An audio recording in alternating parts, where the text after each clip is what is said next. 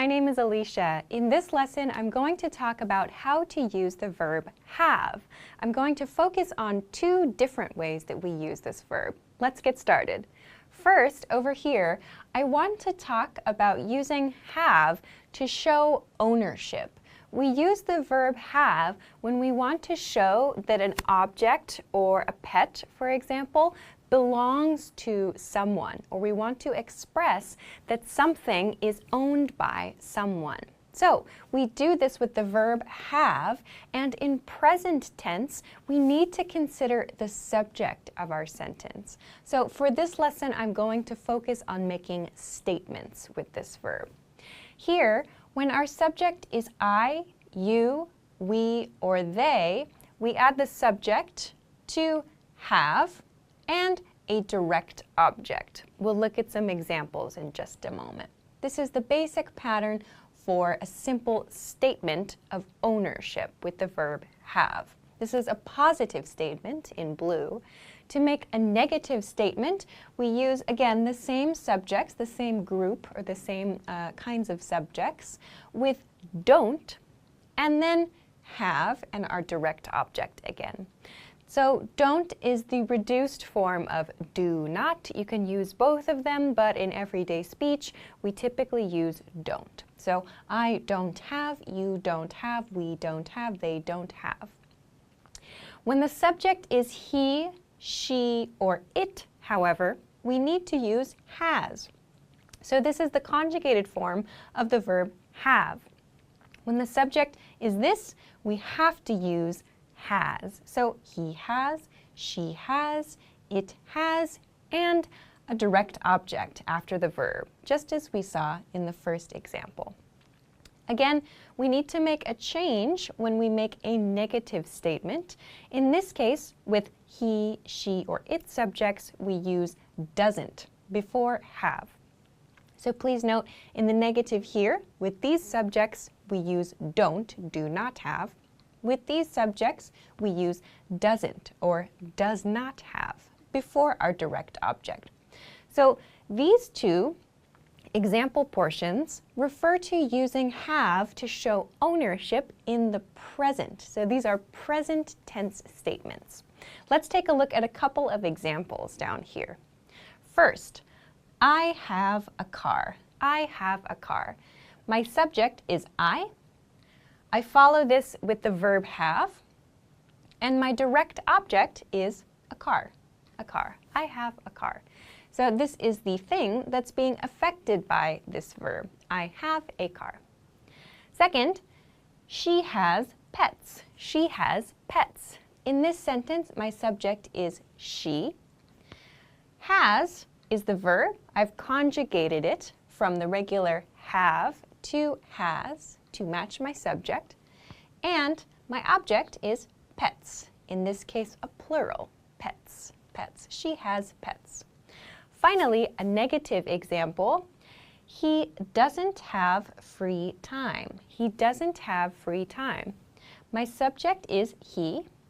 I want to make a negative, so I've used doesn't have instead of just have.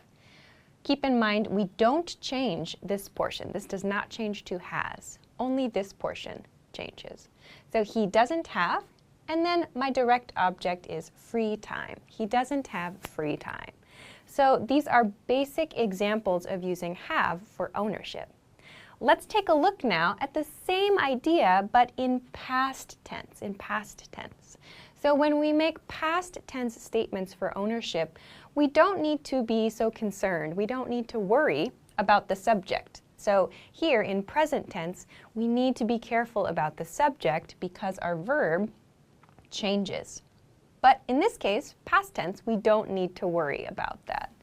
So to make a past tense ownership statement, we use subject plus had. This is the past tense conjugation of the verb have. So have becomes had, plus our direct object. To make the negative in the past, we use didn't have.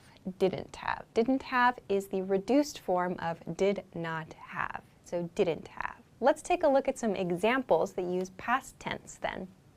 So here, first, I had a dog. I had a dog. You might use this when telling a story, like when I was a kid. So here my subject is I. I've used had, the past tense form of have, and my direct object is a dog, a dog. So I had a dog when I was a kid, or the reverse is okay too. When I was a kid, I had a dog. The next example, he had a meeting. He had a meeting. So again, my subject, he, past tense verb, had, direct object, meeting. He had a meeting. And finally, a negative example, she didn't have lunch. She didn't have lunch. So the negative past tense form is didn't plus have, and my direct object is lunch. So you'll notice here that especially with these two example sentences, it's not really an object or a pet that we're talking about here, a meeting or lunch. Actually, there are some very common expressions that we have that use the verb have. For example, to have a meeting or to have meal, as in to have breakfast, to have dinner, to have lunch. Please note, we do not use the verb take. We do not use to take lunch or to take breakfast. We may use to take a break or to take lunch in terms of a break period. But when we're talking about a meal, we do not use the verb to take. We also have the expressions to have fun or to have a good time. To have a nice day as well is a common greeting, like I had a nice day or I hope you have a nice day. So please keep in mind there are these common other expressions that use have but maybe aren't about owning something, like having a physical object. So this is the way that we use have and has and had to show ownership. Let's compare this now to part 2 of this lesson. In part 2, I want to look at using have to make the perfect tense, So for this, I'm going to cover the present perfect tense and the past perfect tense. Let's begin with the present perfect tense. So just as we did with part 1 and the present tense, we need to think about the subject when we're using present perfect tense. The same groups apply. I, you, we, and they as subjects, plus have, plus present participle, the present participle form of a verb. This makes the first part of a typical present perfect tense sentence or present perfect tense statement.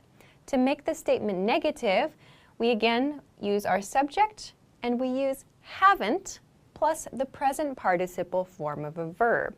Haven't is the reduced form of have not. We'll see some examples in just a moment.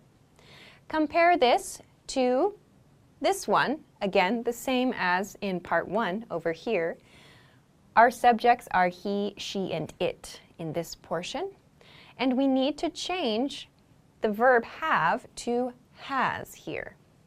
Then we follow this with the present participle form of the verb. So again, has for the subject he, she, or it. He has, she has, it has. In the negative, we use hasn't. So this is has not in the reduced form.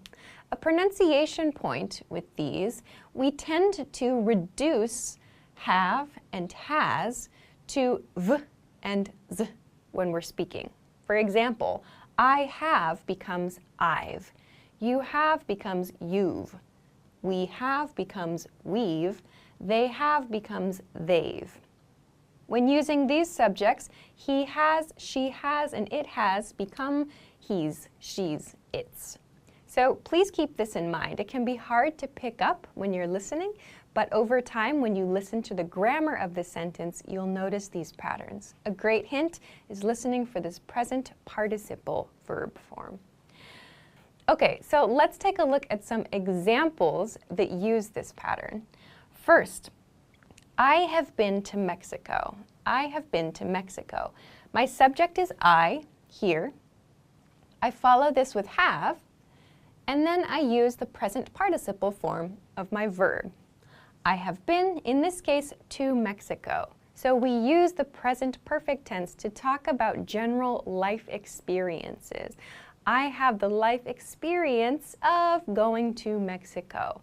So we use present perfect tense to show that. We don't use simple past tense, I went to Mexico, because we're not talking about a specific point in time. We're using this just to show that we have some life experience. I've been to Mexico. So the reduced form that I just used is the most common in conversation. Not I have been to Mexico, but I've been to Mexico. Let's look at another example. He hasn't eaten lunch today. He hasn't eaten lunch today. Here's a negative. My subject is he.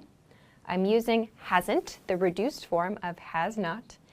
Eaten, my present participle verb, and lunch in this case. He hasn't eaten lunch today. He hasn't eaten lunch today. So in this case, we're talking about an experience today. So we also use the present perfect tense to refer to actions that started in the past and that continue to the present. So why did we use it here? We would use this here to mean that this person, this he in this situation, may be suffering some kind of negative effect. For example, it's 4 o'clock and he hasn't eaten lunch today. So the speaker might be concerned that this person is hungry or maybe tired, needs a break, they're very busy. He hasn't eaten lunch today. So today, he has not had the experience of eating lunch. Maybe he needs some time off, or maybe he should take a break. So there may be some concern about the other person. That's why we might use this kind of grammar for this sentence. Finally, the last example here, she has arrived at the station. She has arrived at the station. My subject is she.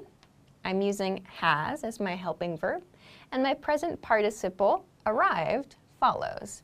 She has arrived at the station in this case. So we could use this to maybe talk about someone's travel plans. Like, oh, she has arrived at the station and maybe now she is waiting. So we use it to talk about those kinds of sequences of events. Like she has arrived now, she's in that station waiting for us.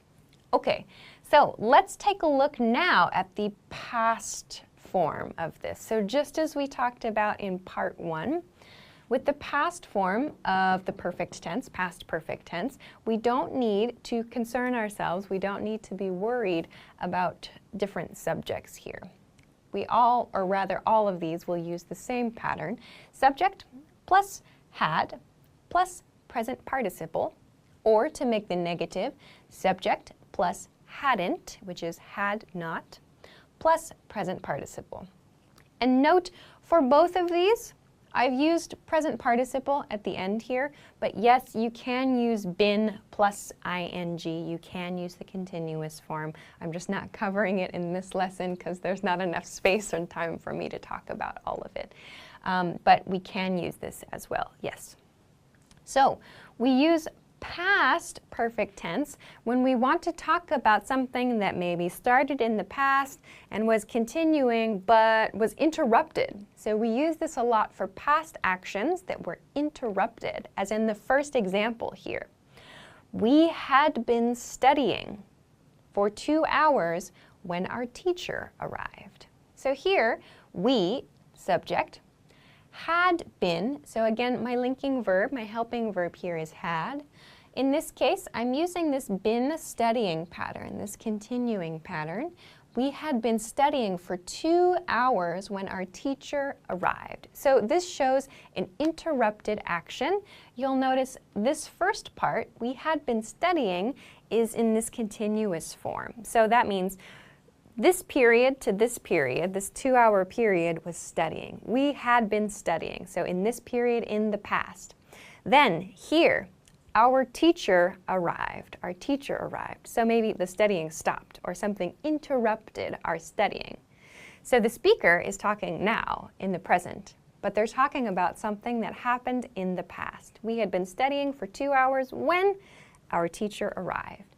So this is a common pattern with the past perfect tense. Let's look at one more example.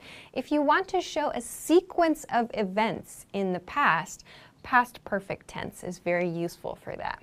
For example, I saw my busy friend yesterday. We might begin our story with this. I saw my busy friend yesterday.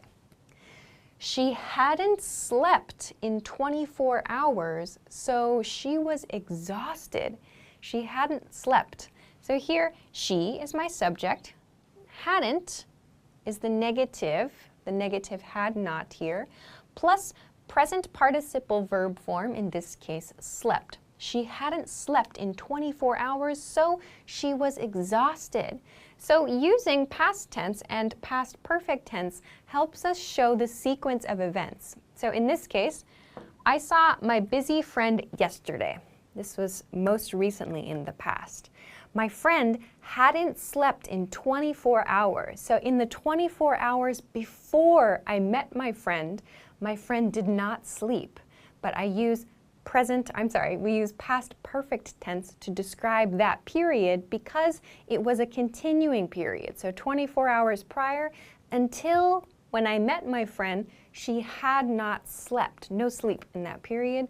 So we use past perfect tense to describe that. So I finish this with, she was exhausted. At this point in time, she was exhausted. So I'm referring to this specific point in time when I saw my friend, so I'm using simple past tense there. So this part, her experience, the past 24 hours, I use past perfect tense to talk about that.